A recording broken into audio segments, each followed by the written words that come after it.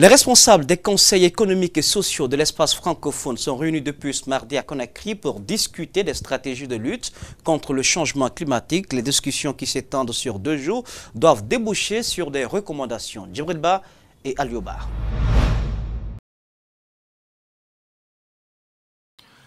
La Guinée à l'avant-garde de la lutte contre le réchauffement climatique. Le pays se veut précurseur des acquis de la COP21, d'où la tenue de cette rencontre d'échange et rehaussée de la présence de l'Union des conseils économiques et sociaux, des institutions similaires des États et gouvernements membres de l'espace francophone. Cette rencontre se trouve être un séminaire international d'échange et de formation qui a pour thème la mission des conseils économiques et sociaux et institutions similaires de sensibilisation et de vulgarisation des gestes et attitudes permettant de lutter contre le changement climatique auprès des populations. Ce séminaire consiste à soutenir et à participer activement à la protection de l'environnement par la défense de la couche d'ozone. Les attentes pour les participants sont nombreuses, mais on retient. Notre attente, c'est qu'il va y avoir une information suffisante, non seulement de la population, à partir des participants, pour savoir ce qu'il faut faire désormais pour un changement de comportement pour le climat. Les initiateurs se veulent avant-gardistes. Pour mettre en pratique les résolutions de la COP21, ils ont sollicité un engagement des acteurs de la société civile, des spécialistes en habitat et des économistes. Donc cette réunion de conseils qui eux-mêmes regroupent le monde de l'entreprise, le monde social et les ONG, la société civile, cette union donc dans sa réunion d'aujourd'hui est la démonstration du fait que la société civile mondiale, et en particulier africaine, se mobilise déjà pour assurer le suivi et la réussite des engagements de la COP 21 à Paris. 6 organisations dès ce soir vont mettre à profit leur communication pour éviter les effets destructifs de la mangrove. Le ministre de la Justice invite les participants à bien identifier les instruments juridiques adéquats pour faire face aux dangers du changement climatique. Maître Cheikh Sako est au micro de Djibril Ba. Suite aux différents colloques que vous avez organisés, notamment à Dakar le 1er juillet 2015, à Lille le 22 octobre et à Paris le 23 octobre, lors de la COP 21 en décembre dernier, et à travers des déclarations poignantes et pleines d'espoir pour tous s'impliquer davantage dans la mise en œuvre effective des politiques dédiées à la lutte contre le changement climatique. Des actes salvateurs et magnanimes requièrent l'identification des méthodes de travail, telles que cette importante rencontre co-organisée par l'Union des conseils économiques et sociaux et institutions similaires des États et gouvernements de la francophonie et le Conseil économique et social de notre pays. Les forces armées de Guinée appelées à renforcer la vigilance le long des frontières pour prévenir toute incursion des groupes terroristes qui émergent à travers le monde. C'est une invite du directeur général des douanes qui a effectué le week-end dernier une tournée dans 4 postes frontaliers dans les villes de Gawal et Koundara. Général Tomani Sangaré a également appelé les populations à coopérer avec les services de sécurité pour lutter contre le fléau. Reportage signé Mohamed Damaro Kamara. La Guinée est en alerte constante suite aux attaques terroristes qui ébranlent ces derniers temps le continent africain. Une délégation composée d'officiers de l'armée guinéenne, à la tête le général Toumani Sangaré, a séjourné récemment à Koundara et Gawal pour appeler les services de sécurité à renforcer davantage la vigilance au niveau des frontières. C'est sur instruction de son Excellence, Monsieur le Président de la République, le professeur Fakonde, chef des armées, qui nous a été demandé de passer dans les frontières pour rappeler aux uns et aux autres la menace terroriste qui plane sur tous les pays du monde.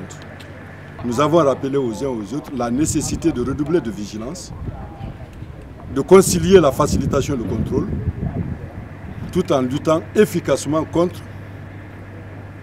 le terrorisme. Foulamori, Kitia, Bondefourdou et Misra sont les postes frontaliers qui ont été parcourus par le général. Partout où il est passé, le message a été le même, renforcer la surveillance le long des frontières dans une collaboration parfaite avec les populations. Nous avons demandé à la population de continuer à faire confiance à l'armée guinéenne. Vous vous souviendrez que depuis le lancement du programme de réforme du secteur de la sécurité, l'armée guinéenne est progressivement devenue une armée républicaine, c'est-à-dire une armée soumise à l'autorité civile. À Foulamori, à la frontière entre la Guinée et la Guinée-Bissau, les populations ne cachent pas leurs inquiétudes. Le passage du djihadiste mauritanien Saleh Koulché, qui s'est fait épingler à Boké par les gendarmes, a accentué une fois de plus leur peur. Les gens à l'heure là, ils ont même peur de se déplacer. Nous, ici, nous travaillons, nos affaires, c'est à Pichi ici. C'est à 25 kilos. C'est là-bas où on va dans les marchés. Mais quand les gens vont là-bas, à leur retour, ils nous donnent des informations quand même. Donc, nous, on a vu telle personne. Des fois même, ils viennent, ils nous présentent des gens, on les met à la disposition des forces de services de sécurité pour enquête. L'arrestation du djihadiste mauritanien sur le territoire guinéen a suscité la psychose dans le pays. Par ailleurs, elle a prouvé que les forces armées de Guinée veillent bien au grain pour combattre le terrorisme devenu aujourd'hui un phénomène mondial. L'opérateur de téléphonie mobile Celcom lance une nouvelle offre à sa clientèle. Pendant l'année en cours, 1200 abonnés vont bénéficier des appels gratuits. Pour être choisis, les clients doivent recharger au minimum 20 000 francs par semaine. Celcom s'engage également à payer les taxes imposées par l'État aux consommateurs.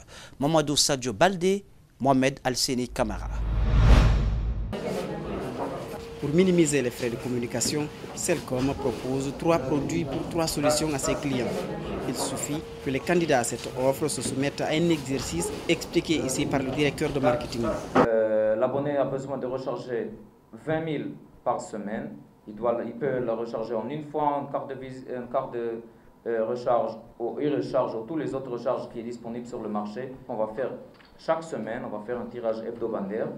Et là-bas, on va donner la chance à 100 clients chaque semaine de gagner 1 an d'appel gratuit.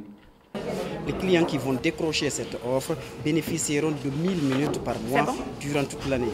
En plus, Celcom décide de payer toutes les taxes que l'État a imposées aux consommateurs. À partir d'aujourd'hui même, tous les appels de tous les clients, comme qu'on a maintenant seulement un tarif qui est disponible sur le marché, c'est Celcom One. Alors tous les tarifs de tous les clients, Celcom paye le taxe pour le client. C'est-à-dire qu'on revient à 8 francs la seconde vers tous les opérateurs, taxes inclus dedans.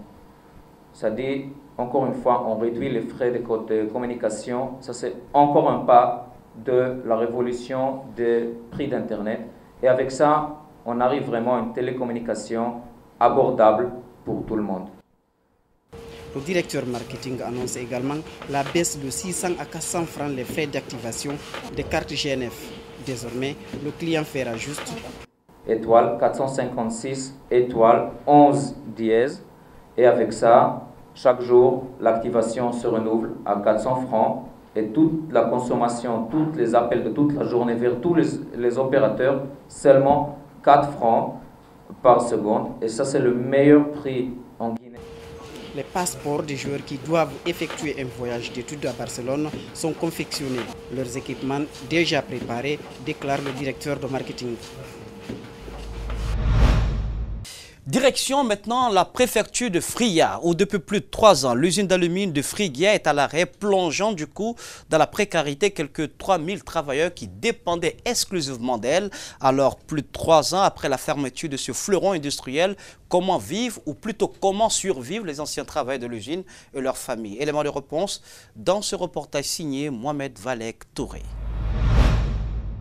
À Fria, les anciens travailleurs broient du noir depuis la fermeture de l'usine, il y a un peu plus de 3 ans. La première usine d'alumine en terre africaine, comme c'est inscrit sur les pancartes, a cessé de fonctionner suite à une grève déclenchée par les syndicats en 2012, en vue de la revalorisation de leur salaire et l'amélioration des conditions de travail. Les anciens travailleurs tirent depuis lors le diable par la queue. C'est une ville fantôme. Comme je l'ai dit, 7 milliards qu'on déversait sur le marché de Fria, aujourd'hui rien. Au bout de combien d'années? Faites le calcul. Ça ne peut arriver, je ne sais pas, je ne sais même pas comment je pourrais dire ça, si vous faites le calcul. Maintenant, bientôt, on va faire 4 ans, 7 milliards par mois, évalué sur 4 ans. Vous comprenez ce que ça fait? Donc si je dois écrire sur Fria, je dirais que Fria est une ville fantôme, une ville déjà enterrée depuis plus de 4 ans aujourd'hui, depuis plus de 3 ans aujourd'hui. Nous sommes à la 4e année, donc il n'y a que des morts vivants à Fria. Certains travailleurs, pour joindre les deux bouts, font de petites activités qu'ils n'auraient pas faites si l'usine fonctionnait. Aujourd'hui encore, ces victimes-là, leur famille est soumise maintenant à des conditions de vie où les enfants sont même affectés aujourd'hui. Ces familles-là, ces enfants ne sont plus traités normalement. Ils ne vont pas à l'école correctement. Ils ne mangent pas à leur faim dans ces foyers-là. Donc, il y a eu des déplacés. Les travailleurs qui ont vidé la ville, ils sont partis trouver des travaux, des emplois ailleurs. Frigia employait près de 3000 travailleurs. Certains sont morts de crise cardiaque. Les survivants se sentent lâchés par l'État guinéen et Russell qui les a mis à la porte sans aucune forme de règlement.